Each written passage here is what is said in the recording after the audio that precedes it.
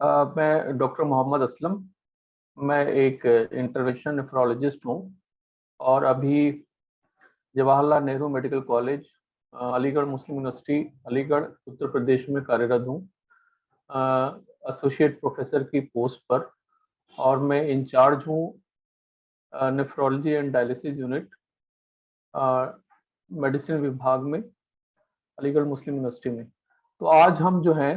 थोड़ा सा बात करेंगे पीडल ईडिमा पे और इसके बारे में समझेंगे इसके क्या कारण हैं, इसके क्या लक्ष्य हैं और इसका उपचार हम कैसे कर सकते हैं। तो आज के सत्र में हम पीडल ईडिमा और उसके कारणों, लक्ष्यों तथा उपचार के बारे में चर्चा करेंगे। पीडल ईडिमा को समझने से पहले आइए हम देखते हैं कि ईडिमा क्या होता है। सो ईडिमा चोट या प्रदाह के कारण शरीर के अंगों में आने वाली सूजन को कहते हैं, जिसको हम अंग्रेजी में स्वेलिंग कहते हैं। तो किसी भी वजह से चोट या प्रदाह हो शरीर के किसी हिस्से में और उससे जो सूजन आ जाए उसको इडिमा कहते हैं। ये छोटी जगह यानी पैर, हाथ में या पूरे शरीर को भी प्रभावित कर सकती है और ये किसी भी दवा के खाने से, ड्रग्स से, या कोई प्रेगनेंसी हो, गर्भावस्था हो या कुछ इन्फेक्शन हो जाए जिनको संक्रमणों के कारण भी हो सकती है। जब इडिमा निकलता है या इडिमा दिखाई देने लगता है तब आसपास के जो ब्लड वेसल्स हैं, जिसको उत्तक में बोलते हैं, उसमें छोटे रक्त वाहिनियों के में दौर का रिसाव होने के कारण उस एरिया में, उस उत्तक में सूजन हो जाती है। अब हम इस विस्तार से इस बात की चर्चा करेंगे कि पीडल इडिमा क्या है। सो पीडल इडिमा देखने के लिए पैरों और टांगों के निचले भाग में असामान्य द्रव जुटने के कारण पैरों और टखनों में होने वाली सूजन को कहते हैं। मतलब जो जो ब्लड का प्रभाव है टांगों में और नीचे वाले हिस्से में, अगर वो डिस्टर्ब हो जाए, मतलब वो जो है किसी वजह से काम कम करने लगे, तो उसमें जो है वो सूजन हो जाती है, जिसको इडिमा कहते हैं। अधिकतर समय मामूली रूप से उभरने वाला जो पीडल इडिमा, ये सूजन है, वो खून के जो नली है दर्द जुटने के कारण होता है और पैर के और टखनों के जो दोनों हिस्से हैं उसमें अलग अलग जगहों पर ये मिलता है। अब पीडियल इडिमा जो एक ऐसी स्थिति है जिसमें पैर और टांगे लंबी अवधि, मतलब बहुत देर कोई खड़ा रहे या एक ही उसको पोजीशन में, एक ही स्थिति में उसको बहुत देर तक रखे, तो उसके कारण हो जाती है। यदि आपको पैरों में किसी मेडिकल कारण की वजह से, कोई और बीमारी है जिसकी वजह से ये हो रहा है, तो उसमें क्या होता है कि जो आपकी ब्लड वेसल्स या नलियां हैं उसके अंदर खून के बहाव में या तो कम हो जाता है या बढ़ जाता है, जिसकी वजह से उसमें दबाव पड़ता है और उसके वजह से वहां पर सूजन हो जाती है। सो इसी को पीडल इडिमा कहते हैं। अब आइए जानते हैं कि पीडल इडिमा के कारण क्या है। सो इसके बहुत सारे कारण हैं और इन कारणों में सबसे ज्यादा जरूरी कारण जो आज के वक्त में देखा जा रहा है वो ये है कि अधिक वजन होना। सो अधिक शारीरिक वजन होने के कारणों पे क्या होता है कि वेट बढ़ने की वजह से टांगों और जो नीचे का हिस्सा हमारे पैर के, उसमें जो खून की नलियां हैं उसमें जो बहाव है वो कम हो जाता है। कम रक्त संचार होने की वजह से सूजन हो जाती है। अच्छा, ये चीजें जो हैं वो लंबे समय तक खड़े होने से या लंबे समय तक बैठने से, एक ही स्थिति में बैठने से और पैरों के मूवमेंट या उनके चलाव ना होने की वजह से ये हो सकता है। सो कोई आदमी बहुत देर तक जो है वो बैठा रहे एक ही पोजीशन में, बहुत देर तक खड़ा रहे, काम करता रहे। जैसे अधिकतर क्या होता है कि आदमी जो है वो लंबे लंबे टाइम तक खड़ा रहता है अपने कामों के दौरान, तो उसमें जो है वो खून की नलियों में बहाव कम होने की वजह से सूजन हो सकती है। दूसरी जो वजह होती है वो जो है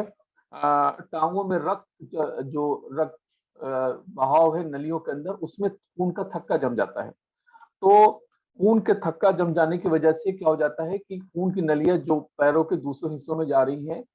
वो बंद होने की वजह से वहां सूजन होने लगती है। इसकी वजह से जो पिंड होता है उसके अराउंड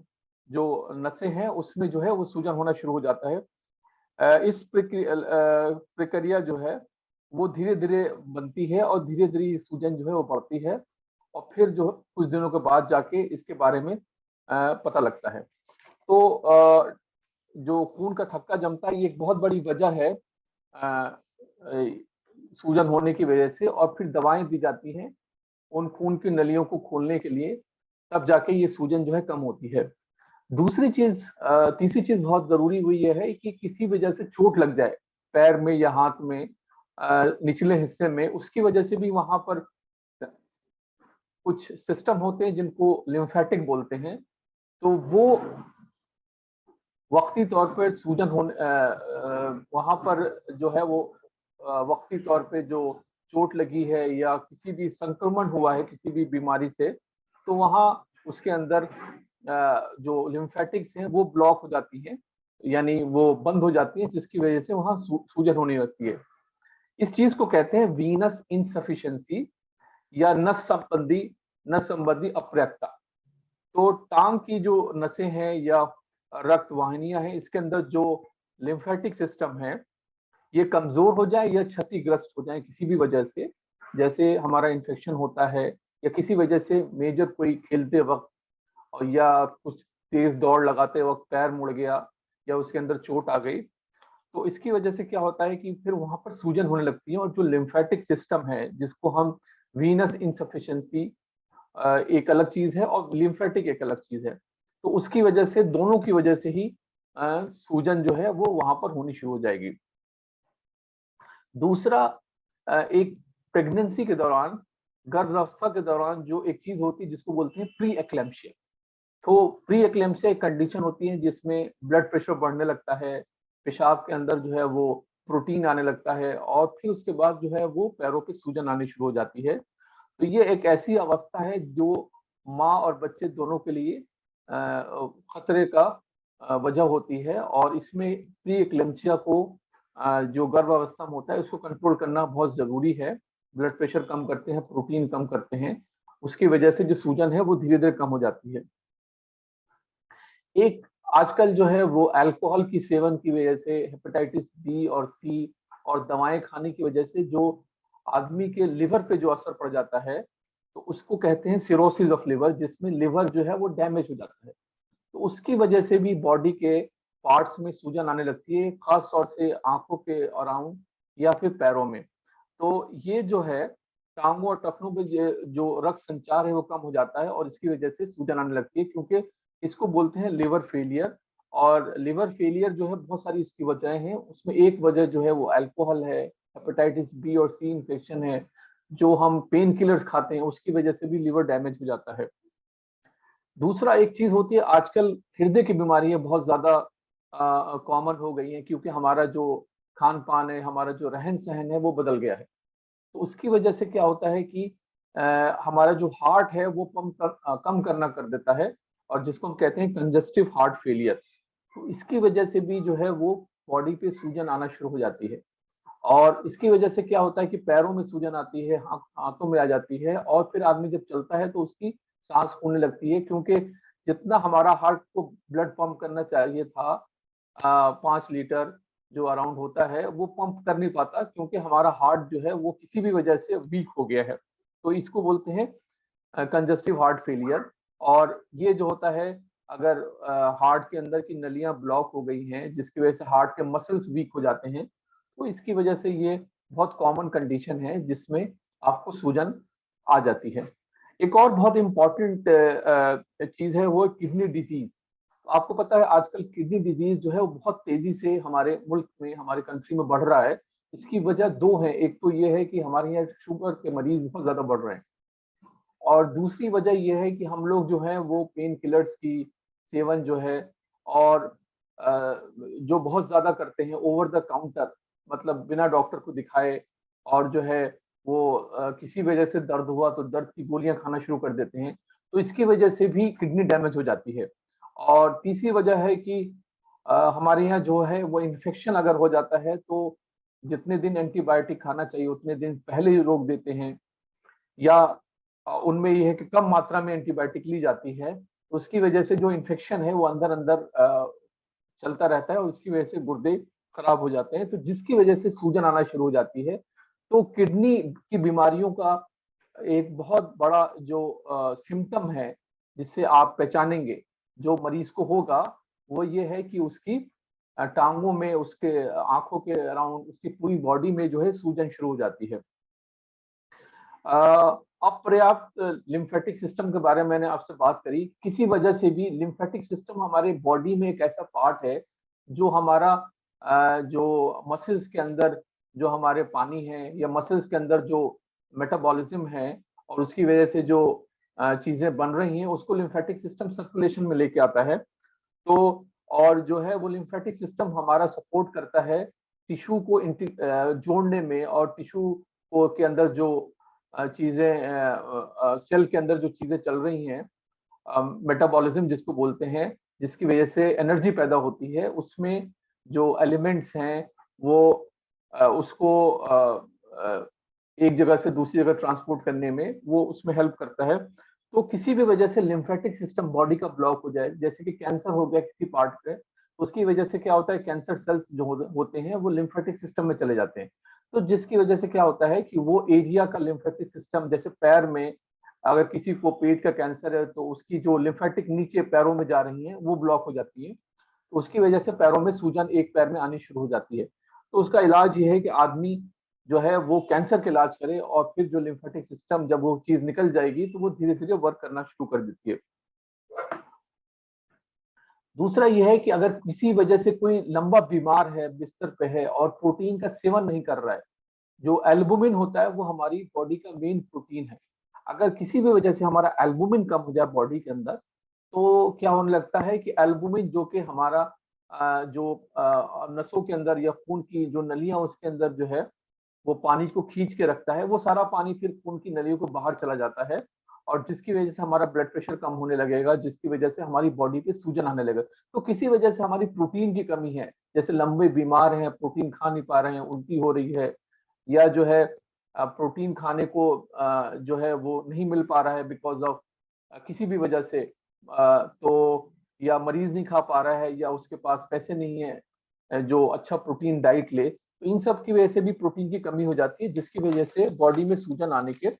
चांसेस बहुत ज्यादा होते हैं। तो ये कुछ वजह है जिसके वजह से हमारे जो है पैरों पे सूजन आ जाती है। तो एक फिजिशियन का काम ये है कि इन सब वजहों में से कोई वजह ढूंढे, और जो भी वजह निकल के आए फिर उसका इलाज करे, क्योंकि अगर हम इलाज नहीं देंगे तो ये चीजें धीरे धीरे बढ़ती रहेंगी, और ये जो मरीज को इससे बहुत ज्यादा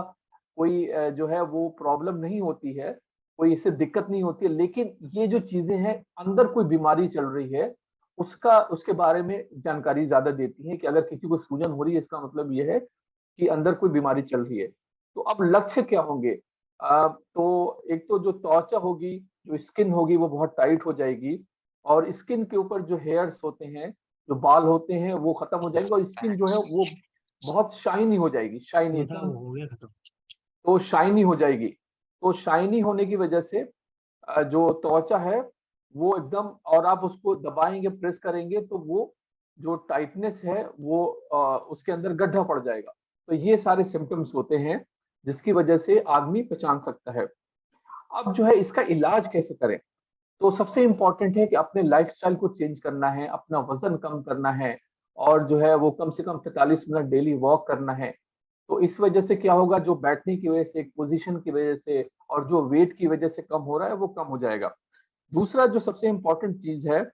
जिस एरिया में सूजन हो रहा है उसको थोड़ा सा उठा के रखना है, ताकि जो है वो ग्रेविटी का इफेक्ट जो है खत्म होने की वजह से सूजन अपने आप कम हो जाएगी। तीसरी सबसे इम्पोर्टेंट चीज ये है कि उस एरिया की मालिश करनी है, ताकि जो एरिया में सूजन है वो कम हो जाए, और जो खून की नलियों पर दबाव है वो कम हो जाए। और तीसरी चीज, नमक का सेवन बहुत कम करना है। नमक जो है वो हमारे अंदर जो है वो पानी को खींच के रखता है, तो अगर नमक का सेवन ज्यादा करेंगे तो ब्लड प्रेशर बढ़ेगा, और उसकी वजह से पैरों में सूजन आने का खतरा है। बाकी जो है हम दवाएं जो बाहर की ले रहे हैं, जो वो उनको हमें कम से कम लेना है, पेन किलर्स हैं ये कम लेनी है, या किडनी की बीमारी है तो उसका इलाज करवाना है, लिवर की बीमारी है तो उसका इलाज करवाना है। तो ये सारी जब चीजें हम करेंगे तो फिर हमारा जो है वो सूजन हमारी कम होगी। और इन बीमारियों को पकड़ने के लिए बहुत सारे टेस्ट होते हैं, तो हमें डॉक्टर के पास इसके लिए विजिट करना है और फिर वो जैसे बताएं वैसे करना है। तो आखिर में मैं ये कहूंगा कि अपने डॉक्टर से क्या बातें जाके जरूरी पूछें, उसमें सबसे इंपॉर्टेंट ये पूछें कि मेरे लक्षण जो है वो के संभावित कारण क्या है, कौन सा उपचार मेरे लिए सबसे बेस्ट है जो उपलब्ध है यहाँ पर, और मेरी क्या मेडिकल समस्याएं हो सकती हैं जिसकी वजह से ये मुझे प्रॉब्लम हो रही है। अंत में मैं ये सुझाव देना चाहूंगा कि नमक का सेवन कम करना है और रोजाना कुछ चलना है और अपनी गतिविधियां बढ़ानी है, लाइफस्टाइल चेंज करना है। और तीसरी चीज ये है कि इडिमा जैसी किसी को हो फौरन डॉक्टर को विजिट करना है और इसकी वजह जानने की कोशिश करनी है, क्योंकि ये जो है अंदर कोई बीमारी है जिसकी वजह से ये चीज हो रही है। तो जब तक उसको पकड़ेंगे नहीं तब तक हम जो असल बीमारी है उस तक नहीं पहुंच पाएंगे। तो ये जो मैंने आपको जानकारी दी ये बहुत लिमिटेड जानकारी है, इसके बारे में बहुत सारी चीजें हैं। तो हम जो है वो ये जितनी हमने जानकारी ली इसको यूटिलाइज मतलब इसको इस्तेमाल करने की कोशिश करें और बाकी लोगों को भी इसको बताएं ताकि वो लोग भी और अपने कम्युनिटी में अपने सब जगह इसको बताएं ताकि और लोग भी इससे फायदा उठा सकें। बहुत शुक्रिया एंड थैंक यू।